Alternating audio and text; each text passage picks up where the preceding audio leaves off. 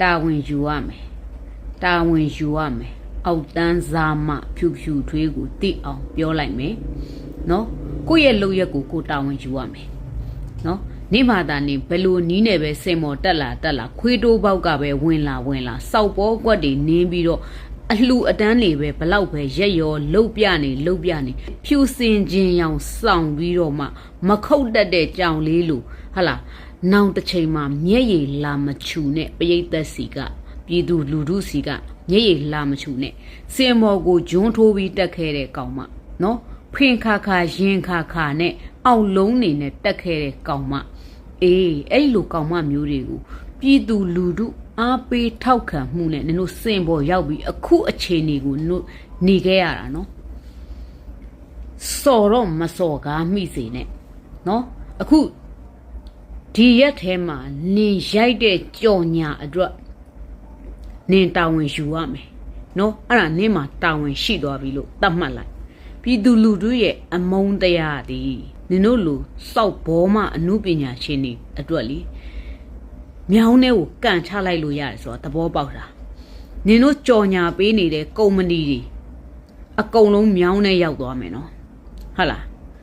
ဘွိုက်ကောလှုပ်လိုက်တဲ့ခါကြလို့ရှိရင်ဘယ်သူမှဘယ်ကောင်မှတောင်ခေါ်ပြီးမကြော်ညာရဲတဲ့ဘဝမျိုးအခြေအနေမျိုးကိုရောက်သွားမယ်ဟုတ်လားမေးချင်တာကပတ်စံရရင်ဘာမဆိုလုပ်တာလားဟုတ်လားပတ်စံရရင်ဖာခံမလားမေးချင်တယ်နင်တို့လိုကောင်မမျိုးတွေတန်တဲ့စကလုံးကအဲ့ဒါတွေပဲသိလားနော်နင်တို့မှနင်တို့အလှအတန်းတွေဘလောက်ပဲရက်ရောပြဘလောက်ပဲလှုပ်ပြပြည်သူကိုစော်ကားတဲ့လှုပ်ရမျိုးကိုမလှုပ်မိစေနဲ့သိလားမလှုပ်မိစေနဲ့နင်တို့ဘောမလို့လည်းရတယ်နင်တို့ဘယ်သူမှဘာမှစောက်စရင်ထဲမှာမထည့်ထားဘူးနော်အေးနင်တို့လိုကောင်မမျိုးတွေကိုအားပေးထောက်ခံနေတဲ့လူတွေကလည်းအဲ့ဒီဘောမတဲကလူတွေမို့လို့ပဲအားပေးထောက်ခံနေတာငါတို့တွေကသိလားနော်အနာပေးလိုက်ဆေးပေးလိုက်တွေကိုငါတို့တွေကစောက်ရမ်းယွန်းတာတခုခုဖြစ်လာပြီပြဿနာစောက်ပြဿနာတခုခုဖြစ်လာပြီဆိုအလှတန်းလေးလှုပ်ပြလိုက်မျက်ရည်လေးခြူပြလိုက်နဲ့အေးအဲ့ဒါစောက်တုံးနေပဲရမယ်ငါတို့လူမျိုးတွေမရအောင်သဘောပေါက်တယ်နော်ဘိုက်ကော့ထိထားတဲ့အမှုပညာရှင်အခုကာလမှာတော့နင်တို့နေတာထိုင်လာရှိကောင်းရှိနေလိမ့်မယ်အေးဒါပေမဲ့တော်လန်ရေးအောင်သွားတဲ့တနေ့တော်လှန်ရေးအလွန်ကာလမှာနင်တို့အားလုံးကမြောင်းနဲ့ရောက်မဲ့ကောင်မတွေပဲဟုတ်လားအေးအခုချိန်မှာတော့နင်တို့ရိတ်ခါရတဲ့လောက်ယူထားအောင်ပေါ့နော်နင်တို့လိုကောင်မမျိုးတွေကစီဝိုင်းအပြင်ဘက်ကတတွေးနဲ့ထွေးရမဲ့ကောင်မတွေထဲမှာနင်တို့လိုကောင်မမျိုးတွေပါတယ်တောက်ပေါ်အမှုပညာဘာအမှုပညာလဲနင်တို့လုံနေတဲ့လုံရက်တွေကဘာတစ်ခုမှအမှုပညာစမ်းမနေဘူးနော်ဟုတ်လားဒါကိုတောင်မှပြည်သူလူထုအားပေးနေတယ်ဆိုတာပြည်သူလူထုအပေါ်မှာနင်တို့သစ္စာရှိရမယ်ပြန်ပြီးမစော်ကားနဲ့သိလားပြန်ပြီးမစော်ကားနဲ့အခုနေရိုက်လိုက်တဲ့ဗီဒီယိုဖိုင်ဒီနော်ဘယ်သူကိုရည်ရွယ်လှောင်ပြောင်တယောထားတယ်ဆိုတာထမင်းစားနေတဲ့လူတိုင်းအကုန်လုံးသိတယ်နင်တို့သုံးတဲ့နံပါတ်တွေနင်တို့သုံးတဲ့နံစားတွေနင်တို့ဝစ်ပုံစားပုံတွေနော်လူထုခေါင်းဆောင်ဆိုတာတကဘာလုံးကလေးစားရတဲ့ခေါင်းဆောင်နော်ဒီလိုပုဂ္ဂိုလ်မျိုးတယောက်ကိုနင်လိုပါစောက်စင်မှမရှိတဲ့ကောင်မတယောက်က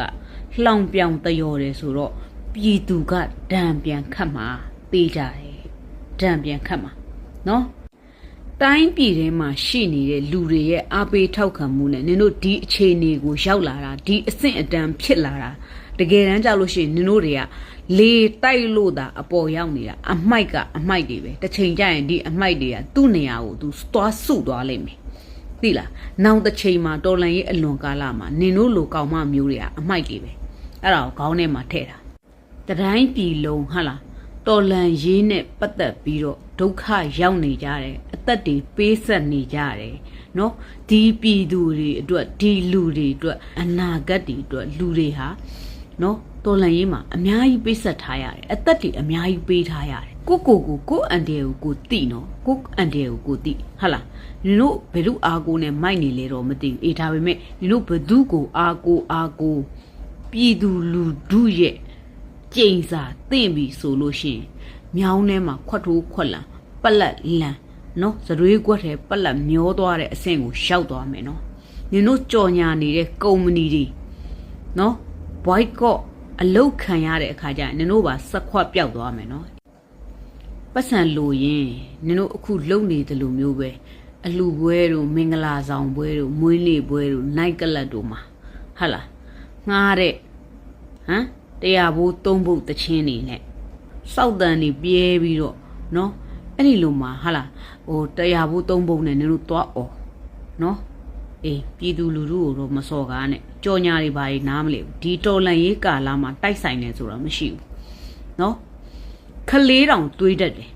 နင်တို့လှုပ်တဲ့လှုပ်ရက်တွေဒီနန်စားတွေကိုရှောင်ရမယ်ဒီနံဘတ်တွေကိုရှောင်ရမယ်ဆိုတာခလေးတောင်တွေးတတ်တယ်နော်နင်တို့ပြင်နာဆင်ထားတဲ့ပုံစံလေး